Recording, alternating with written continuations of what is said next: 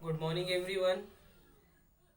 मुझे आप लोगों से एक शिकायत है कि मेरा या हमारे द्वारा जो भी वीडियो डाला जाता है उसे आप लोग नहीं देख रहे हैं। यदि किसी भी प्रकार की समस्याएं आ रही है तो ज़रूर बताएं। पेरेंट्स को भी यदि दिक्कत है तो ज़रूर बताएं, क्योंकि बच्चों हम लोग बहुत मेहनत करते हैं आप लोगों के लिए। यदि आप लोग उस वीडियो को नहीं देख पाएंगे तो आपके डाउट्स क्लियर नहीं होंगे, फिर वो समस्याएं बनी रहेंगी। तो प्लीज़ आप लोग जो है वीडियो को एक आज नहीं देख पा रहे हैं तो कल देखिए, बट देखिए, क्योंकि हमारे पास जो है कितने लोगों ने देखा है इसकी जानकारी रोज उपलब्ध हो जाती है। तो उसी जानकारी के आधार पर मैं आप लोगों को बोल रहा हूँ। चलिए आज हम लोग देखेंगे तर्क या बुद्धि का योग 7.2.2। कल की वीडियो में हमने विकास की अवधारणा और प्रबोधन के बारे में जाना था। ठीक है बच्चों, प्रबोधन के विचारकों का मानना था कि इस युग में तार्किक चिंतन धीरे धीरे मनुष्यों के निर्णय को निर्धारित करता है, ना कि अंधविश्वास, धर्म या किसी कुलीन व्यक्ति का कहना।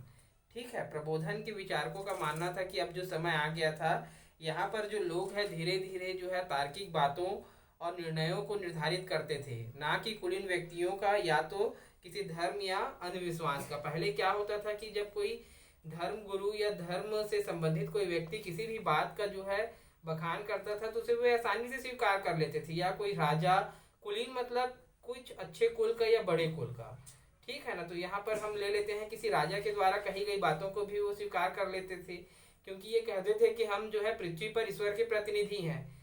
परंतु अब जो है लोग जो है इनकी बातों को सुनने के बजाय क्या कर ले रहे थे, ये तर्कों या चिंतन के आधार पर जो है उनकी बातों को समझने या मानने लग गए थे।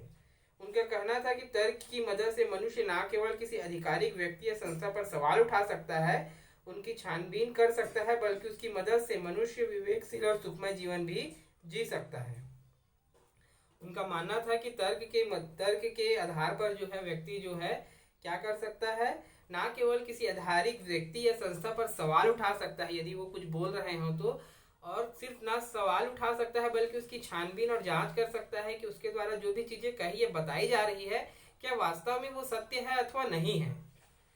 ठीक है, और साथ ही साथ जो है इसके माध्यम से व्यक्ति जो है अपना विवेकशील और सुखमय जीवन भी जी सकता है।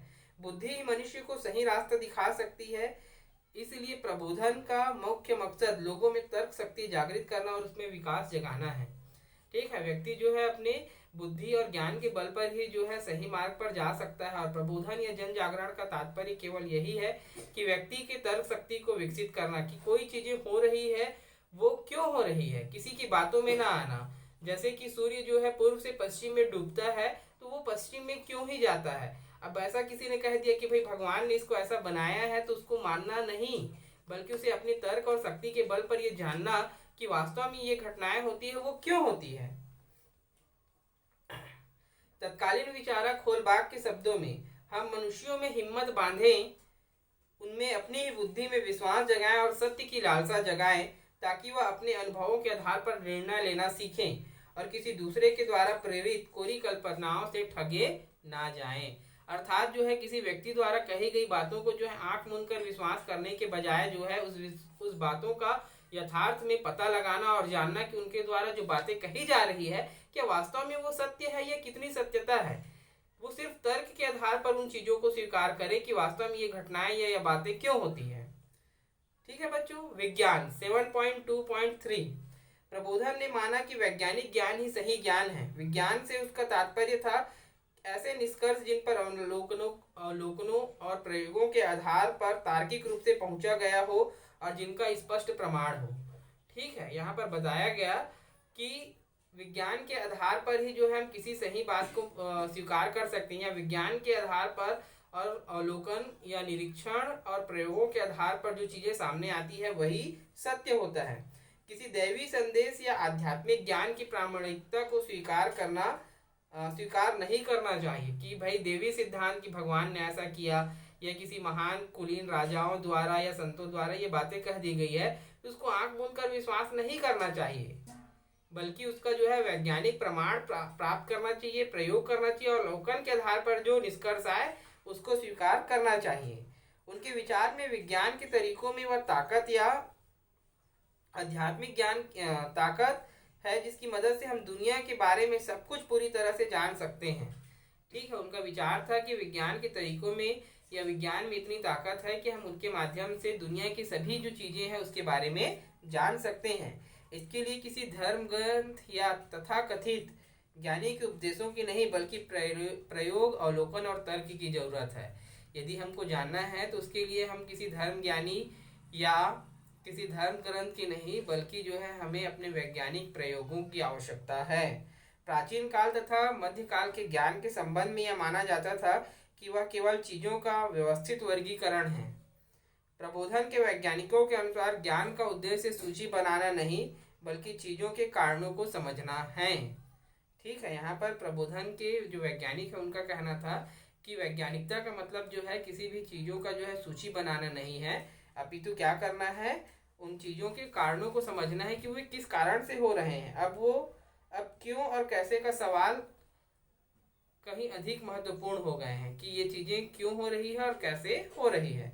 वे मानते थे कि इस ज्ञान की मदद से हम नई तकनीकों को विकसित कर सकते हैं जिनसे जीवन अधिक सुखमय हो सकता है।